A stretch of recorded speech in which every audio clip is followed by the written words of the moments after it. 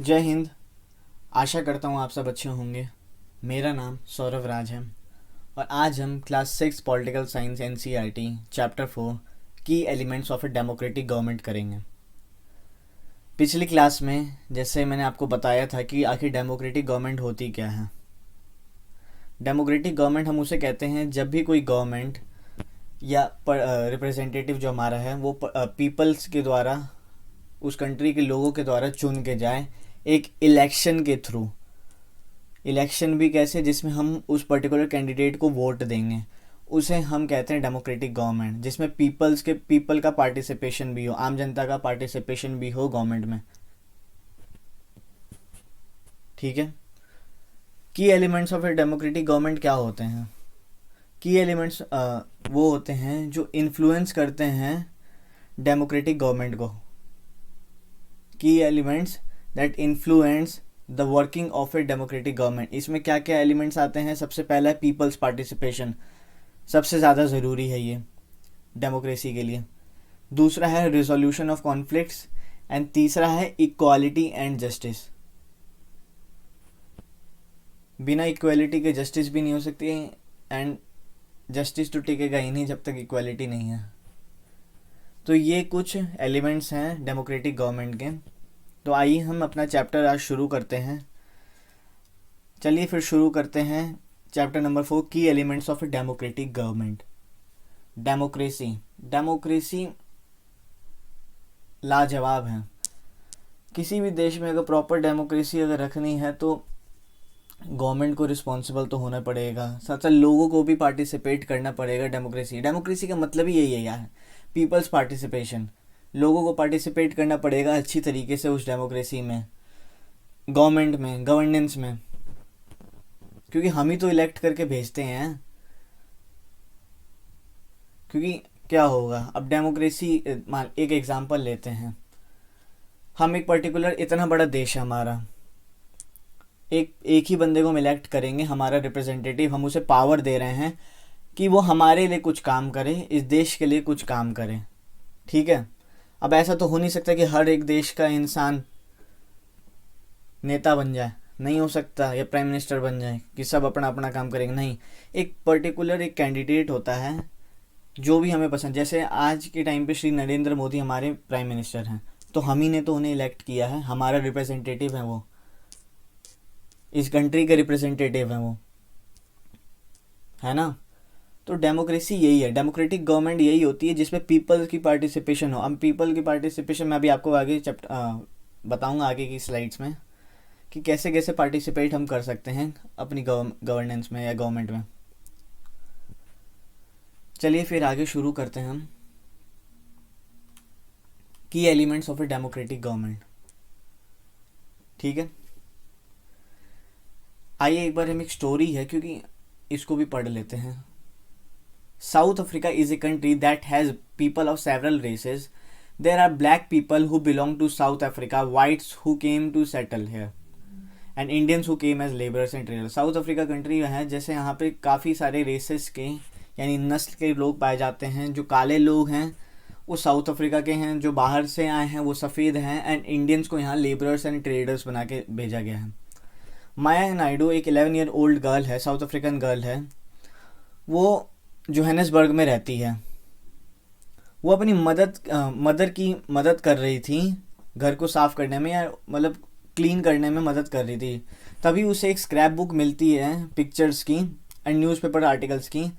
So there were many pictures of a young school boy of around 15 years of age. तो उसमें बहुत सारी तस्वीरें एक स्कूल बॉय की होती है जिसकी लगभग आयु 15 साल होती है। वैन वो फिर जब अपनी माँ से पूछती है कि ये कौन है, तो उसकी माँ बताती है ये हेक्टर पीटरसन है। He had been shot by police, Maya was shocked. उसकी माँ उसे बताती है कि इसे पुलिस ने गोली मार दी थी, तभी माया चौंक जाती है। तो वो पूछती है क्यों, आखिर ऐसा क्यों किया गया था। तो हर उसकी माँ ने एक्सप्लेन किया उसे, South Africa was early govern by apartheid laws, कि साउथ अफ्रीका में पहले अपार्थाइड लॉज एग्जिस्ट करता था।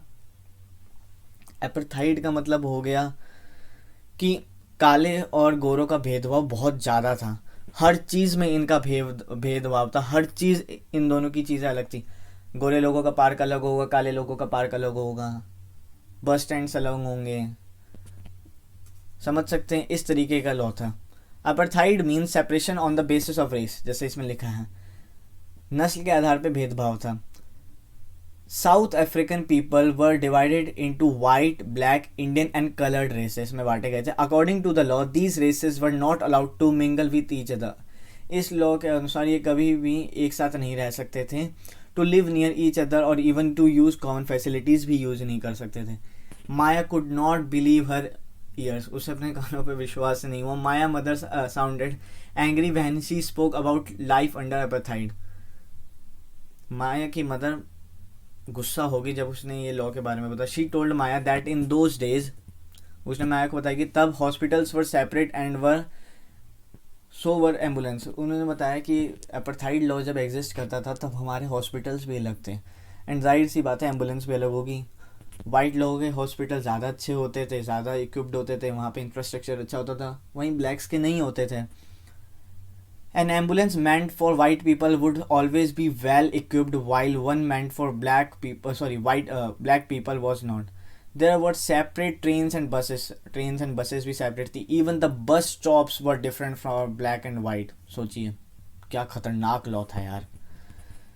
Non whites were not allowed to vote. Non whites को वोट करने का भी अधिकार नहीं था. The best land in the country was reserve for the white people. Country की जो बेस्ट लैंड थी, बेस्ट ज़मीन थी, जो अच्छी ज़मीन थी, वो वाइट लोगों को दे दी गई थी, एंड जो वर्स्ट थी वो ब्लैक पीपल्स को दी गई थी. हम आज के टाइम पे अगर हम अभी रह के सोचें तो आज इक्वलिटी एक तरह से आ भी गई है, अच्छी तरीके से है. साउथ अफ्रीका आज अच्छी कंट्री है, या इंडिया भी हम एक एग्जांपल ले सकते हैं. और सोच सकते हैं हम कि अभी तो इसको मेरे ख्याल से 50 साल भी नहीं हुए अपार्थाइड लॉ को हटे हुए. आप समझ सकते हैं कि कितना खतरनाक था ये. मतलब सोचिए, ज़्यादा पुरानी बात भी नहीं है ये. Non whites were not allowed to vote. उन्हें वोट देने का भी अधिकार नहीं था. बेस्ट लैंड मैंने आपको बताया. Thus blacks and coloured people were not consider to be equal to whites. Blacks को एंड जो भी कलर्ड पीपल्स थे उन्हें इक्वल्स नहीं समझा जाता था वाइट्स की. One black township was the south western township. Soweto में रहते थे ये. Hector Pieterson lived here and he had his classmates joined the protest against learning the Afrikanese language in the school. क्या हुआ था कि वाइट पीपल्स चाहते थे कि जो ये ब्लैक पीपल्स थे ये हमारी लैंग्वेज सीखें. ठीक है, हमारी लैंग्वेज कौन सी, अफ्रीकान्स लैंग्वेज सीखें. हेक्टर पीटरसन उसके क्लासमेट्स ने प्रोटेस्ट किया against the learning of Afrikaans language के अगेंस्ट उन्होंने प्रोटेस्ट किया. This was the language that the whites spoke. ये वो लैंग्वेज थी जो वाइट लोग बोलते थे. Hector and other school students were being forced to learn this language and they wanted to learn their own language Zulu. But they मतलब क्या था कि वो लोग चाहते थे कि हम अपनी भाषा बोलें. अब सोचिए, आप इंडिया में रहते हैं, हमारी मातृभाषा हिंदी है, आपको कोई आके बोले कि नहीं आपको फ्रेंच ही बोलनी पड़ेगी या इंग्लिश ही बोलनी पड़ेगी, हिंदी आज से आप नहीं सीखेंगे, नहीं है. किसी भी गवर्नमेंट एग्जाम को उठा लीजिए, बड़े से बड़े रिपोर्ट्स जो आते हैं अगर वो इंग्लिश में छापे जाते हैं तो वहीं हिंदी में भी छापे जाते हैं.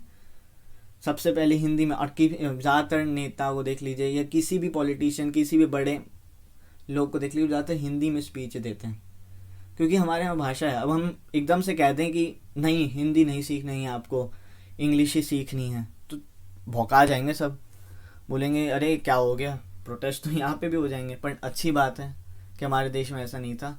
पर सोचिए उन बंदों में क्या बीती होगी जो उन्हें कह दिया कि आपको अफ्रीकानस लैंग्वेज ही सीखनी पड़ेगी जो वाइट्स बोलते हैं. सोचो, पर वो अपनी रीजनल लैंग्वेज यानी मतलब जो उनकी लोकल लैंग्वेज ज़ुलू थी उससे सीखना चाहते थे. The South African police beat up the protesters mercilessly and shot at the crowd. South African police ने इन्हें रूथलेसली पीटा, बहुत मारा, एंड गोलियां भी चलाई. One of their bullets killed Hector. एक जाके गोली हेक्टर के लग गई एंड 16 जून 1976 पे वो मर गया. द अफ्रीकन नेशनल कांग्रेस भी, जैसे यहाँ पे इंडियन नेशनल कांग्रेस थी तो वहाँ पे अफ्रीकन नेशनल कांग्रेस भी थी. A group of people who led the struggle against apartheid. एक ग्रुप था जिसने एपार्थाइड के अगेंस्ट आवाज़ उठाई. And the most well known leader Nelson Mandela, the legend of South African people. एक लेजेंड थे ये, और आपको कहीं भी सुना, बहुत जगह सुना भी है और बात सही भी है कि नेल्सन मंडेला कहीं ना कहीं महात्मा गांधी से भी प्रभावित थे कि वो अहिंसा को फॉलो करते थे। उन्होंने अपार्थाइड के खिलाफ लड़ाई की। फाइनली साउथ अफ्रीका आज़ाद हुआ 1994 में अपार्थाइड लॉ से, and South Africa became a democratic country in which people all races were considered equal. एक डेमोक्रेटिक कंट्री बनाई गई जहाँ पे ऑल रेसेस इक्वल हैं। साउथ अफ्रीका के इतिहास में ये बहुत बड़ा दिन था। आइए एक बार देखते हैं ending of racial discrimination. Racial discrimination के खिलाफ हटाई गई। The country of South Africa is very close to the Asian subcontinent. South Africa country Asian subcontinent के बहुत पास है। For over nearly 6 decades in later part of the 20th century the country was in the news for the practice of apartheid और racial discrimination. बताया था मैंने आपको ये अभी। Majority of the South African people was of blacks. ज़्यादातर south African people काले थे।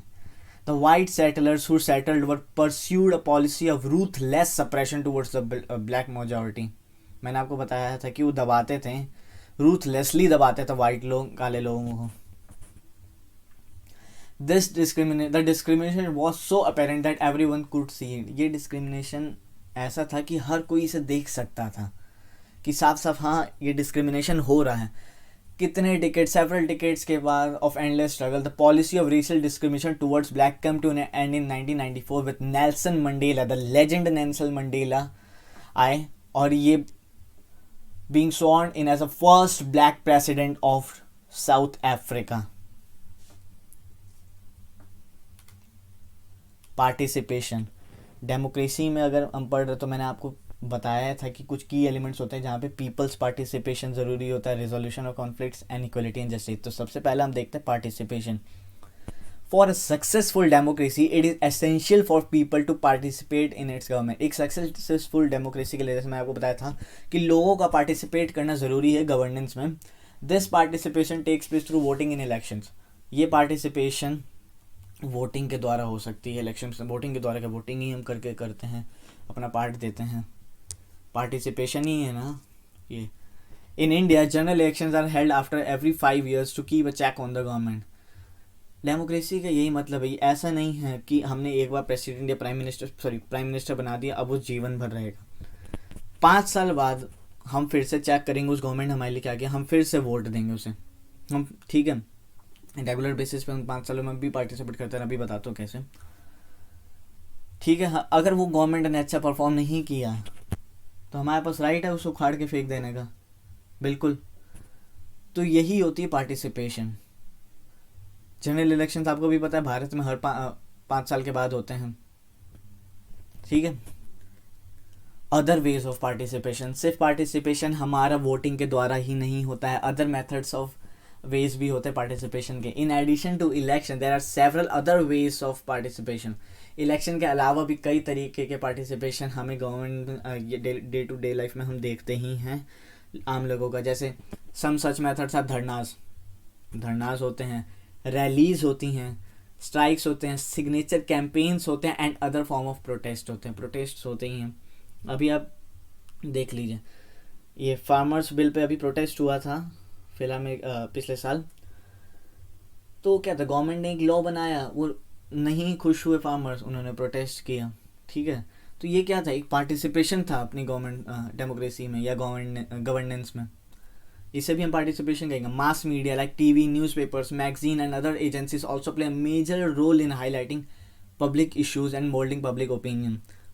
टीवी, न्यूज़पेपर्स, मैगजीन्स भी एक मेजर रोल प्ले करती हैं पब्लिक इशूज़ को हाईलाइट करने में। तो सिर्फ पार्टिसिपेशन इलेक्शन के द्वारा या वोटिंग के द्वारा ही नहीं होता है लोगों का, कई तरीके भी हैं, जैसे आपको इस स्लाइड में आप देख सकता है। Democracy it's about active participation. Democracy वही है जहाँ पे लोगों का एक एक्टिव पार्टिसिपेशन हो। It's all about active participation of in democracy. Need to resolve conflict, जैसे मैंने आपको बताया था कि रिजोल्यूशन ऑफ कॉन्फ्लिक्ट्स भी, ये भी एक रोल होता है गवर्नमेंट का। Need to resolve conflict, role of government इसमें क्या होता है। इन एनी कंट्री प्रॉब्लम्स में result in conflicts and lead to unpleasantness. हमारे देश में इन एनी कंट्री जो प्रॉब्लम्स होती हैं वो कॉन्फ्लिक्ट्स में भी हो सकती हैं एंड उसके बाद उसका बुरा परिणाम भी हो सकता है. तो इसीलिए there may arise a situation when two people और two groups feel that they are not being treated fairly. जैसे आप हमारे देश में ही देख सकते हैं, काफ़ी सारे रिलीजन के लोग हैं, कभी उनके विचार मिलते कभी नहीं मिलते. तो अगर टू पीपल और टू ग्रुप्स फील दैट दे, अब उन्हें लगता है कि उन्हें इक्वल ट्रीट नहीं किया जा रहा है, उन्हें फेयरली ट्रीट नहीं किया जा रहा है, उन्हें डिस्क्रिमिनेट किया जा रहा है कल्चर पे, रिलीजन पे, रीजन पे आधार पे, इकोनॉमिक बैकग्राउंड पे, कास्ट, रेस एक्सेट्रा पे. तो ये एक कॉन्फ्लिक्ट को जन्म देते हैं. अब गवर्नमेंट के ही ऊपर है कि वो इसे कैसे रिजॉल्व करेंगी. ठीक है, गवर्नमेंट के ही ऊपर है. काफ़ी सारे आपने, ये तो आम बात होती रहती है, हर 3 महीने पे न्यूज़ आ जाती है कि ऐसा कुछ हो गया, उस ग्रुप को ऐसा लग गया, उस ग्रुप को ऐसा लग गया. नहीं, अब ये भी तो एक रोल होता है ना गवर्नमेंट का कि उन्हें मेंटेन करके चले. हर रिलीजन, हर कल्चर के लोगों को उन्हें एक साथ लेके चलना है. किसी भी ग्रुप को ऐसा नहीं लगना चाहिए कि हम उसे लेस ट्रीट कर रहे हैं या इन्फीरियर मार रहे हैं. नहीं, बिल्कुल नहीं. डेमोक्रेसी बिल्कुल इसकी इजाज़त नहीं देता है. It is the government's responsibility to resolve this conflict. ये गवर्नमेंट की रिस्पॉन्सिबिलिटी है कि इन कॉन्फ्लिक्ट्स को रिजॉल्व करें. एंड इसका एक एग्जांपल भी आप देख सकते हैं, river as a source of conflict. कभी कभी क्या होता है, पानियों को लेके भी कॉन्फ्लिक्ट होते हैं. जैसे हुआ था, the water flowing from 2 states और countries can lead to a conflict. इसमें आप इंडस रिवर का भी देख सकते हैं. पाकिस्तान इंडिया का आए दिन चलता रहता है, कॉन्फ्लिक्ट हो गया. फिर 2 स्टेट्स में, जैसे for example Tamil Nadu in India would get water only if Karnataka releases it and this leads to conflict. ये भी एक हो सकता है. It has led to creation of tribunal to see sharing of water, river water in the. एक tribunal की स्थापना हुई जो ये देख सके sharing of river water in the states. Inter state water dispute in India आए दिन, मतलब ये चलता था पहले, अब तो एक ट्रिब्यूनल बिठा दिया गया है जो इस पे देखिए नज़र बना के रखते हैं. Equality and justice, third element. One of the main responsibilities of a democracy is giving impartial justice and equality. और डेमोक्रेसी की सबसे बड़ी जो या मेन जो रिस्पॉन्सिबिलिटीज़ में से एक है वो है कि लोगों को इम्पार्शियल जस्टिस एंड इक्वलिटी देना. Equality and justice are 2 different sides of the same coin and are inseparable in democracy. Equality and justice एक ही सिक्के के 2 पहलू हैं, ठीक है, एंड आर इनसेपरेबल. क्योंकि इक्वलिटी के बिना जस्टिस नहीं है, एक के बिना दूसरा नहीं, दोनों का ही होना इस डेमोक्रेसी में ज़रूरी होता है. ये हैंड टू हैंड ट्रांसफ़र होता है. Doctor Ambedkar had waged a long struggle for getting rights to dalit और अनटचेबल. डॉक्टर अम्बेडकर साहब ने बहुत ही लंबी लड़ाई लड़ी थी राइट्स दिलाने के लिए दलित्स को और अनटचेबल्स को. Lords were made to abolish untouchability. Untouchability को हटाने के लिए लॉज भी बने थे. इक्वालिटी दे रहे हैं, उन्हें जस्टिस भी हम दे रहे हैं. Likewise the Hindu succession act provides equal inheritance right to daughters in the father's property. इसी हिंदू सक्सेशन एक्ट के द्वारा हमने डॉटर्स को अपने पिता की प्रॉपर्टी में इक्वल हिस्सेदारी का भी एक्ट बनाया था एक. Without justice and equality democracy would remain meaningless and directionless. बिना जस्टिस एंड इक्वालिटी की डेमोक्रेसी भटक जाएगी, बर्बाद हो जाएगी, डायरेक्शनलेस हो जाएगी, मीनिंगलेस हो जाएगी, कोई मतलब ही नहीं है.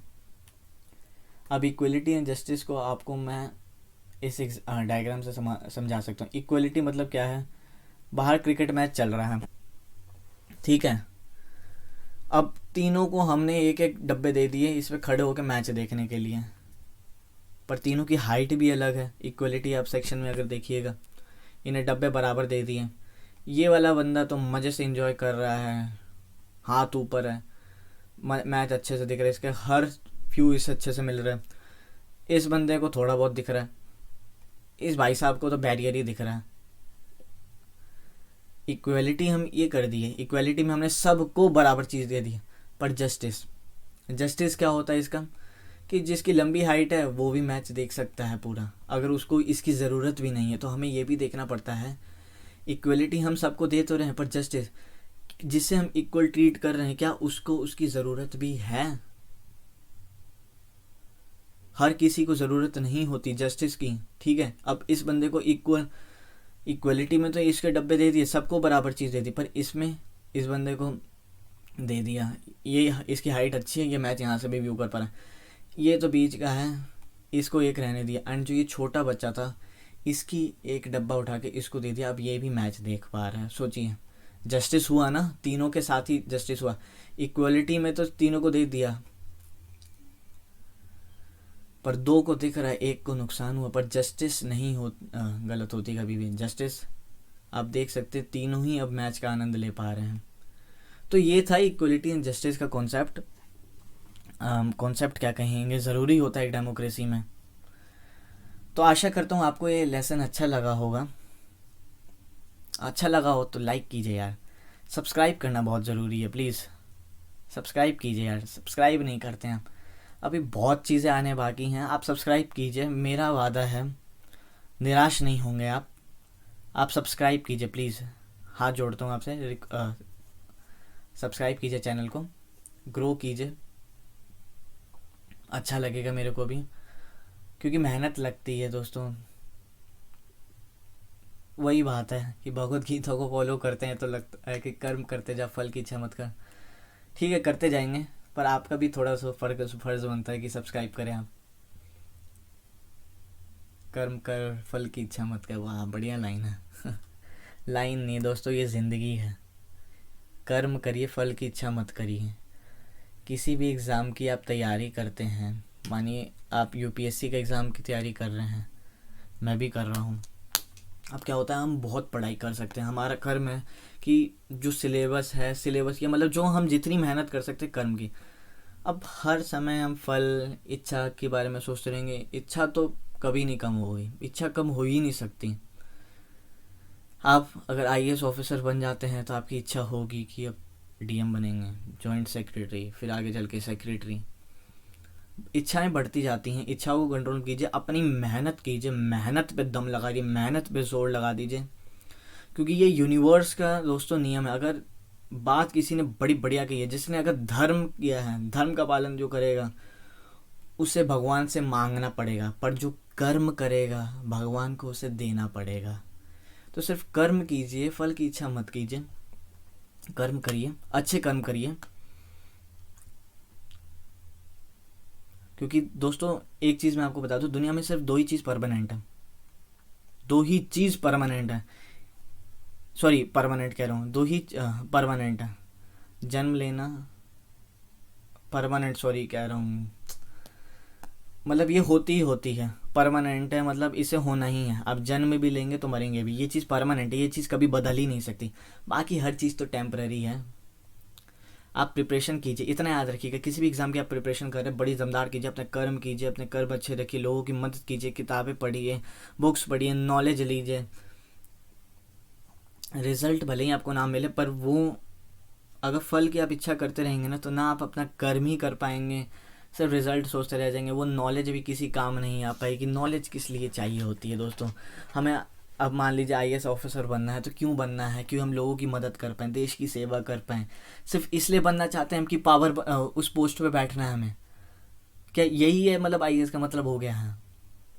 क्या अफसर बन गए हैं, कुर्सी मिल गई उस पर?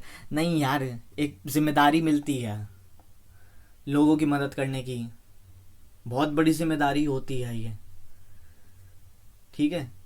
इसलिए सिर्फ फल की मतलब फल क्या होता है यार? फल कुछ नहीं है, सब आपका कर्म है। फल ऊपर वाला देगा, ऊपर वाला आपको पता हुआ है, सड़ा हुआ फल तो देगा नहीं, बढ़िया ही फल मिलेगा अगर आपके कर्म अच्छे होंगे। पर जब आप ही अपना फल के बारे में सोचने लग जाएंगे तो ऊपर वाला बोलेगा सब चीज़ तू ही कर लेगा तो हम क्या करेंगे, हमें भी तो कुछ देने का मौका दे। तो कर्म कीजिए, फल की इच्छा मत कीजिए। आईएएस ऑफिसर आपको बनना है, आईपीएस बनना है, एसएससी सीजीएल का एग्ज़ाम क्लियर करना है, रेलवे बिजनेस एम्पायर खड़ा करना है, लीडर बनना है, पॉलिटिशियन बनना है, प्राइम मिनिस्टर बनना है, प्रेसिडेंट बनना है, जो बनना है मेहनत कीजिए बस। हर फील्ड में, अगर आप जिस फील्ड में जाना चाहते हैं, बेस से निकालिए एंड मास्टरी कीजिए उसमें। पॉलिटिशियन बनना है तो आपको शुरू करना पड़ेगा, देखना पड़ेगा आप क्या कर सकते हैं। कोई भी एग्ज़ाम क्लियर करना है, पर्सनैलिटी अपनी उस लेवल की डेवलप कीजिए, छा जाइए यार, बस छा जाइए। किसी भी फील्ड में ऐसा लगना चाहिए बस उखाड़ के फेंक दिया, मतलब उखाड़ के फेंक दिया मतलब यहाँ पे कि उस फील्ड में इतनी मास्टरी कर लीजिए कि चैंपियन बन जाइए उस फील्ड के। आप यही कर सकते हैं। ये तभी आ सकता है जब आप अपने वर्क पे इतना ज़्यादा कॉन्सेंट्रेट, इतना ज़्यादा डेडिकेशन एंड इतनी ज़्यादा फोकस लगा दें। यही है, विदाउट ये चिंता किए कि रिजल्ट क्या होगा, रिजल्ट क्या होगा। यार रिजल्ट आपके हाथ में थोड़ी है। 10वीं का आपने एग्ज़ाम दिया था, वो आपके हाथ में था। रिजल्ट लाना आपके, क्या आपने पेपर चेक किए थे? नहीं किए थे। ठीक है, क्या हुआ था? किसी के 99% आए, ठीक है, किसी के 70% आए। पेपर दोनों का सेम था, पर जिसकी मेहनत ज़्यादा थी, जिसके कर्म अच्छे थे, उसने अपना कर्म अच्छे से किया तो उसे रिजल्ट मिला। जिसके 70% वाले के भी कर्म अच्छे थे तभी हुआ। पर जो फेल हो गया, या तो वो पढ़ता ही नहीं था, सही बात है, पढ़ता ही नहीं था, तो फल की ज़्यादा इच्छा रहती थी उसे, सिर्फ सोचता रहता था पढ़ाई की नहीं। ये हर चीज़ में होता है। छोटे से आदत डालिए कि कर्म कीजिए, अपनी मास्टरी अचीव कीजिए। यार मास्टरी बड़ी बढ़िया चीज़ है। अगर आपको सक्सेस के पिनेकल तक, पीक तक पहुंचना है ना, मास्टरी कीजिए किसी चीज़ में भी, मास्टरी। अब मैं ये नहीं कह रहा मास्टरी का मतलब कि सब किसी एग्ज़ाम की तैयारी कर रहे हैं तो एकदम जितनी रिक्वायरमेंट है तो पूरी मास्टरी कर दीजिए, वो बेवकूफ़ी हो जाएगी। मास्टरी का मतलब है कि अपनी फील्ड को समझिए कि हम किस फील्ड में जाना चाहते हैं, उस फील्ड में क्या ज़रूरी है। क्यों आईएएस ऑफिसर को सिर्फ पढ़ना ज़रूरी होता है? सिर्फ किताबें लेके बैठ गए, बस पढ़ाई करनी शुरू कर दी? नहीं, इनका क्या होता है कि इन्हें तो सब्जेक्चुअली पढ़ना है, साथ साथ अपनी पर्सनैलिटी भी डेवलप करनी होती है, उस लेवल की अपनी सोच लानी पड़ती है, एक ऑफिसर माइंडसेट लाना पड़ता है, सबसे ज़रूरी। और प्रिपरेशन एंड ट्रेनिंग हमें यही सिखाती है, ऑफिसर माइंडसेट यहीं से शुरू होती है, प्रिपरेशन से, समझे? मास्टरी हर एस्पेक्ट में कि आप कैसे लोगों की मदद कर सकते हैं। अगर आपको आज मौका मिलता है तो आप लोगों की मदद कीजिए, वो भी आपका कर्म ही होगा। क्योंकि एट दी एंड आपको लोगों की मदद ही करनी है यार, लोगों के लिए जीना है। खुद के लिए तो हर कोई जी लेता है यार, एक ज़िंदगी है, थोड़ा लोगों के लिए भी जियो, देश के लिए जियो। देश क्या होता है? देश में ज़मीन, पर्वत, पठार की बात नहीं कर रहा। देश तभी बनता है जब उसके लोग हैं। देश में जब लोग ही नहीं होंगे, या लोगों से ही देश बनता है। तो हमें देशवासियों की मदद करनी है, देशवासियों के लिए कुछ करना है, देश को टॉप बनाना है। भारत महान है, भारत के लोग भी महान हैं। अब आपको ये देखना है कि आप महान बनना चाहते हैं कि नहीं। शुरू कीजिए जर्नी, पढ़ाई कीजिए। धन्यवाद। आपका दिन अच्छा जाए। अगर आपको ये लेसन अच्छा लगा होगा तो चैनल को सब्सक्राइब कीजिए, वीडियो लाइक कीजिए, कमेंट करके आपको जो क्वेश्चन पूछना है पूछिए, बिंदास पूछिए यार, मैं आंसर देने के लिए बैठा हुआ हूँ। आप बिंदास पूछिए। तो चैनल को सब्सक्राइब कीजिए। धन्यवाद। God bless you all. Bye bye, goodbye, stay home, stay safe. Thank you so much.